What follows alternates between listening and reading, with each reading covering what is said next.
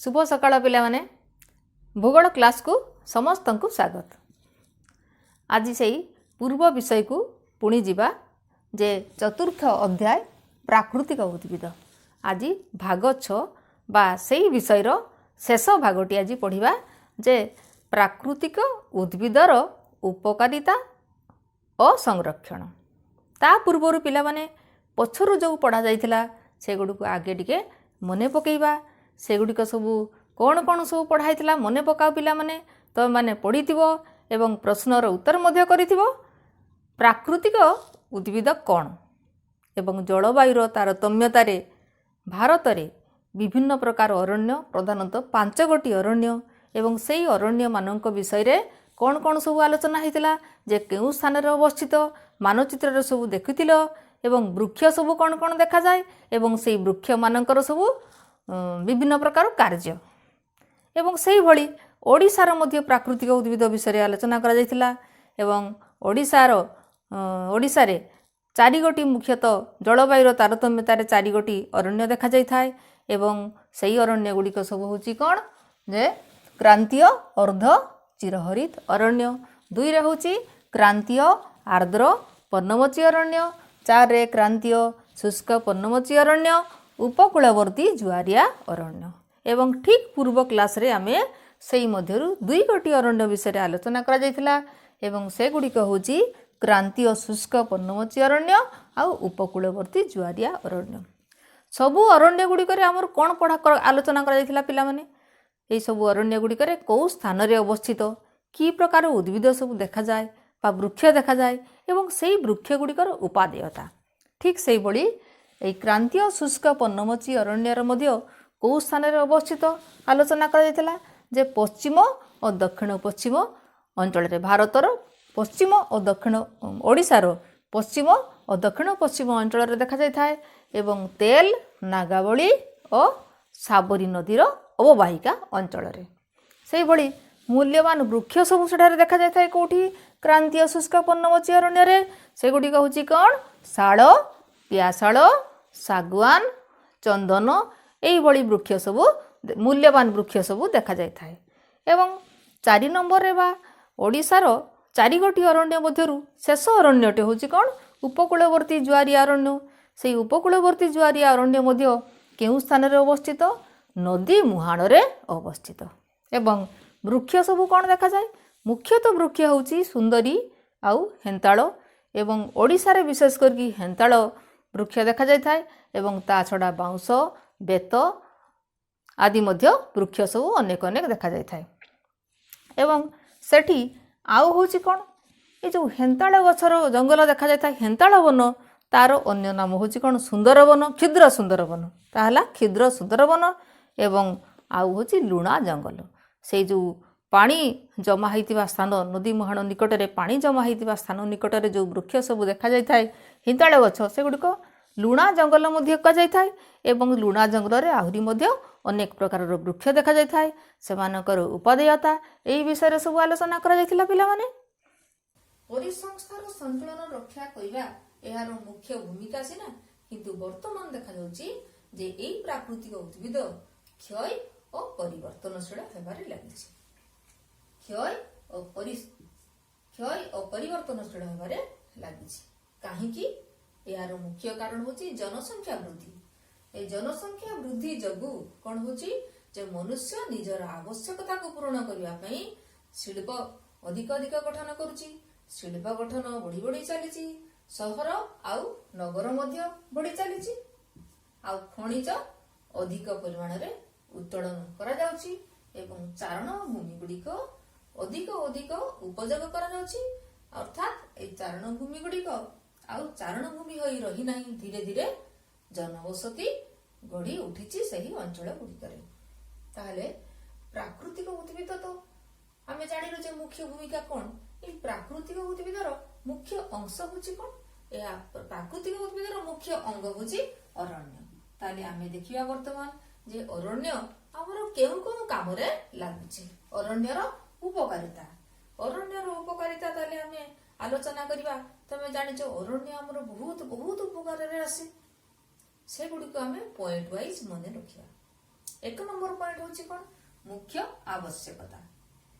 मुख्य आवश्यकता कौन पिला माने तुमे माने पूर्वरु जानिचो जे खाद्य वस्त्र आ बासगृह होची हमर मुख्य आवश्यकता एवं सेई गुड़िकर समस्त उपकरण आमे कोउटु पाई थाउ आमे एई अरण्य रु ही पाई थाउ।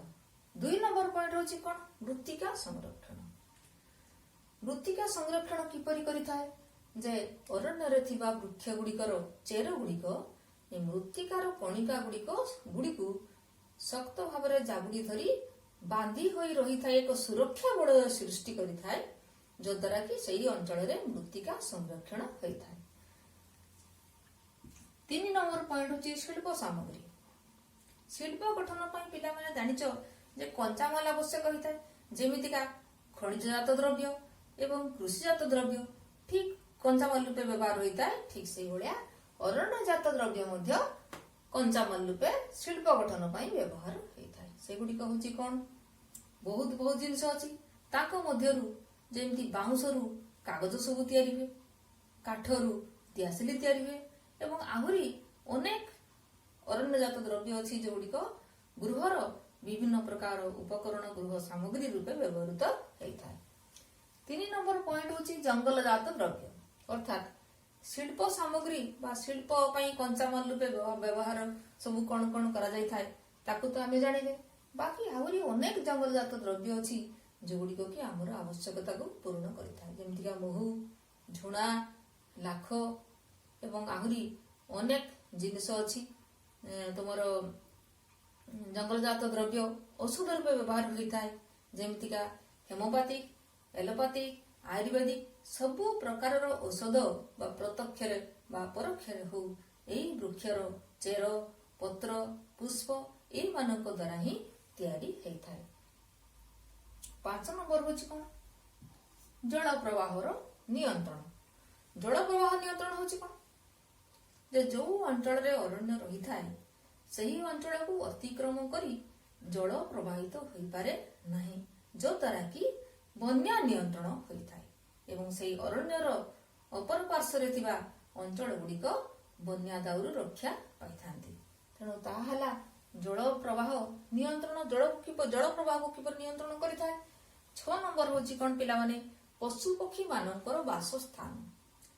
अरण्य होची बा जंगल होची पशु पक्षी मानकर एक सुरक्षित स्थान बा पशु पक्षी मानक एक सुरक्षित वासस्थान जगै थाए जोटी कि से सुरक्षित भाव में चल प्रचल करि पारि थांती ताहला पशु पक्षी मानकर वासस्थान। 7 नंबर होची जलवायु नियंत्रण। जलवायु को अरण्य किपर नियंत्रण करि थाए तमाने जानिछो जे आमे माने अम्लजान कोटु पाई थाउ विशेष करके मुख्यतः वृक्ष ही हमको अम्लजान प्रदान करि थाए।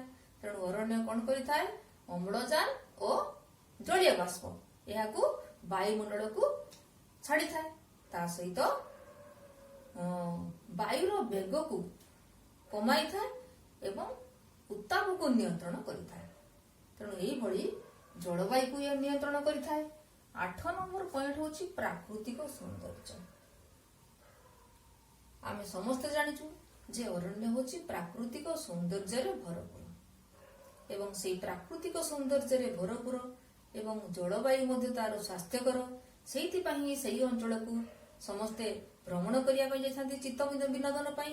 त माने जानिचो सब फीस्ट जो करंती बा वनभोजी करथांती सेही जंगल बा अरण्य अंचल रे मनर आनंद पाई एवं ता सहित एहार प्राकृतिक सौंदर्य द्वारा विमोहित होई कवि आ भावुक मानक कवि लेखक मानक मध्यरे कोन भाव सृष्टि होइथाय।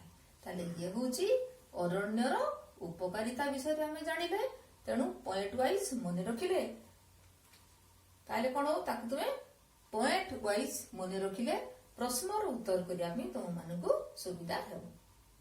ताहले आमे पिला माने अरण्य को संरक्षण करा जिवा उचित नुहे कि ताहले चालू आमे देखिबा जे अरण्य को किपरि संरक्षण करा जाउछि।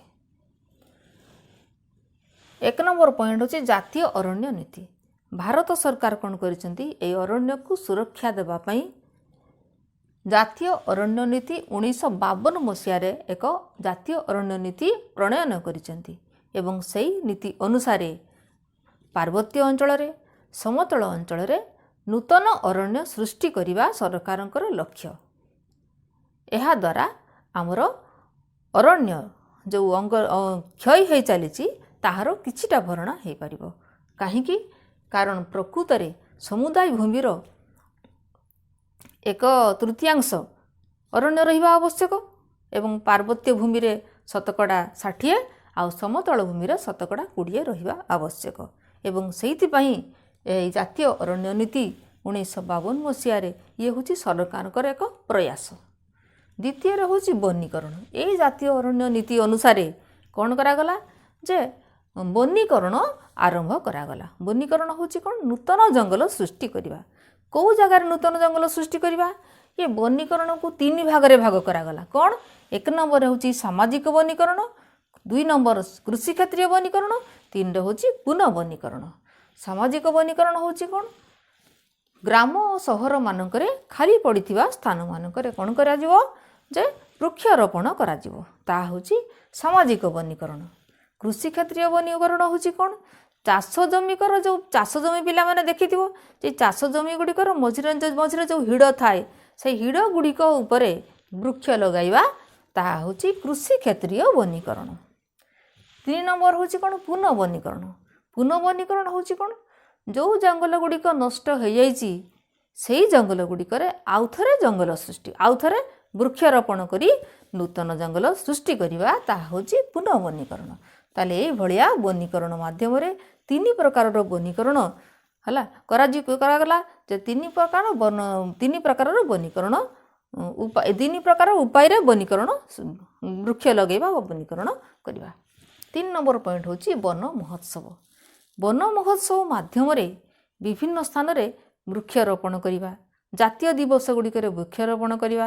ତୁମମାନେ ଦେଖିଥିବ ପିଲାମାନେ, ପ୍ରାୟ ଜୁଲାଇ ମାସରେ ବନ ମହୋତ୍ସବ ସପ୍ତାହ ପାଳନ କରାଯାଇଥାଏ ଏବଂ ସେହି ସମୟରେ ବିଭିନ୍ନ ବିଦ୍ୟାଳୟରେ ସବୁ ବୃକ୍ଷରୋପଣ କରାଯାଇଥାଏ ଏବଂ ତା ସହିତ ଜାତୀୟ ଦିବସରେ ମଧ୍ୟ।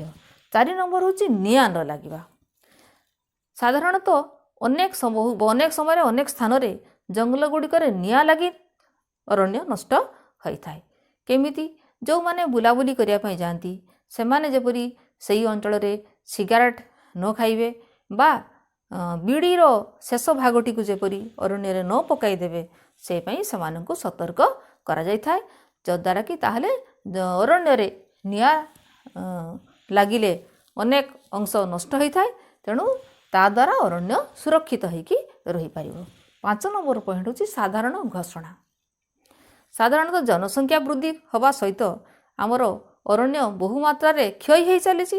ଯଦିଓ ବନୀକରଣ ମାଧ୍ୟମରେ ଜଙ୍ଗଲ ସୃଷ୍ଟି କରାଯାଉଛି, ତାହା ଯଥେଷ୍ଟ ହେଉନାହିଁ। ସେଇଥିପାଇଁ ସରକାର ଏକ ଘୋଷଣାନାମା କରିଛନ୍ତି। ସେ ଘୋଷଣାନାମା ହେଉଛି କ'ଣ? ଯଦି ଆମେ 10ଟି ଗଛ ନଷ୍ଟ କରିବୁ ବା କାଟିବୁ ବା କ୍ଷୟ କରିବୁ, ତାହେଲେ ଆମକୁ 100ଟି ଗଛ ଲଗାଇବୁ। 100ଟି ଗଛକୁ ଯଦି ନଷ୍ଟ କରିବୁ 1000ଟି ଗଛ ଲଗାଇବୁ। ଗୋଟିଏ ଗଛକୁ ନଷ୍ଟ କଲେ 10ଟି ଗଛ ଲଗାଇବୁ।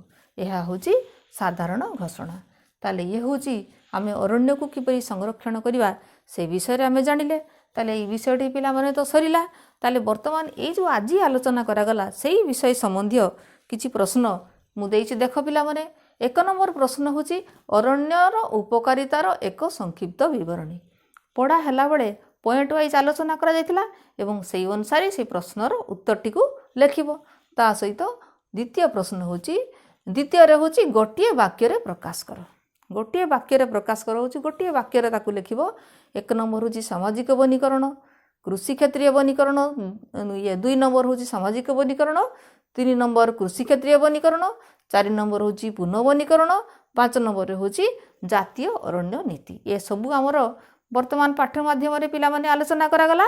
ତେଣୁ ଏହି ପ୍ରଶ୍ନର ଉତ୍ତର ଗୁଡ଼ିକୁ ଖାତାରେ ଲେଖିବ, ସ୍କୁଲ ଖୋଲିଲେ ଶିକ୍ଷକଙ୍କୁ ଦେଖାଇବ ଏବଂ ଏଗୁଡ଼ିକୁ ବିଷୟଟିକୁ ପଢ଼ି ପୂର୍ବରୁ ଯାହା ପ୍ରଶ୍ନ ସବୁ ଦିଆଯାଇଛି ତାକୁ ମଧ୍ୟ ତୁମେମାନେ କରିବ। ବିଷୟଟାକୁ ଭଲ ଭାବରେ ପଢ଼ିବ। ଆହୁରି ଅତି କ୍ଷୁଦ୍ର ଉତ୍ତରମୂଳକ ପ୍ରଶ୍ନ ଗୁଡ଼ିକ ମଧ୍ୟ ପିଲାମାନେ କରିବ। ତାହେଲେ ତୁମମାନଙ୍କୁ ଏଇ ବିଷୟଟିରେ ଯେଉଁ ପ୍ରଶ୍ନ ପଡ଼ିଲେ ମଧ୍ୟ ସେଇ ପ୍ରଶ୍ନର ଉତ୍ତର କରିପାରିବ। ତାହେଲେ ଆଜି ଏତିକି। ଧନ୍ୟବାଦ ପିଲାମାନେ।